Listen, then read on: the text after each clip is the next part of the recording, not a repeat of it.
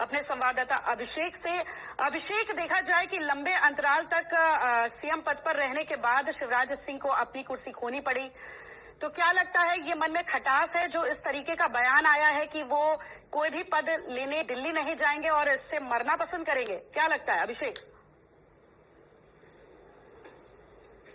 देखिए, दरअसल पत्रकारों ने जब उनसे ये सवाल पूछा कि आपने एक बार बोला था कि मैं दिल्ली नहीं जाऊंगा, तो क्या आप दिल्ली नहीं जाएंगे, तो उन्होंने कहा कि जिस संदर्भ में ये सवाल पूछा था उस समय आपने कहा था कि तमाम नेता दिल्ली में हैं, आप दिल्ली में नहीं हैं। तब मैंने ये जवाब दिया था और ये बात सच भी है कि अपने लिए कुछ मांगने जाने के लिए यदि दिल्ली जाना है तो इससे बेहतर मैं मरना पसंद करूंगा, यानी अपने लिए कुछ मांगूंगा नहीं, उनका ये मतलब है।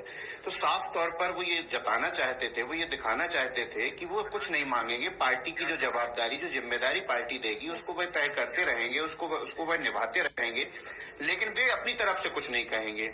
कहीं ना कहीं उनके अंदर एक कसक है और उसी कसक को उन्होंने बाहर निकाला है। देखिए, 2003 के बाद जब उमा भारती की सरकार बनी, उसके बाद बाबूलाल गौर आए और फिर जब शिवराज ने जो कमान संभाली तो मध्य प्रदेश की राजनीति उनके ही इर्द गिर्द चलती रही। और जिस प्रकार पिछला चुनाव देखा, उन्होंने खुद कहा 2023 का जो चुनाव है सभी के ऊपर बहुत बड़ी जवाबदारी थी, लेकिन मेरे ऊपर मुख्यमंत्री के नाते बहुत बड़ी जवाबदारी थी। एंटी इनकम्बेंसी भी होती है।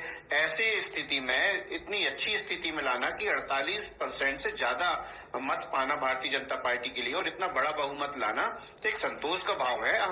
मैं बहुत आनंद और संतोष के भाव से जा रहा हूं और बहुत मैंने जितना सामर्थ्य था मेरे में, जितनी ताकत थी, मैंने उतना काम किया है। मैं भावुक बातों को कहते हुए उन्होंने ये भी कहा कि मेरे पारिवारिक परिवार जैसे संबंध रहे हैं जनता से।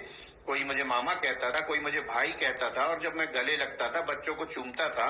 ये तमाम तरह की बातें उन्होंने की, भावनात्मक लगाव बताया और उन्होंने कहा कि मध्य प्रदेश की जनता के लिए काम करने के लिए बहुत कुछ है और मैं यहाँ काम करता रहूंगा। बिल्कुल अभिषेक, फिलहाल बहुत बहुत धन्यवाद आपका इस तमाम जानकारी देने के लिए। तो देखा आपने कि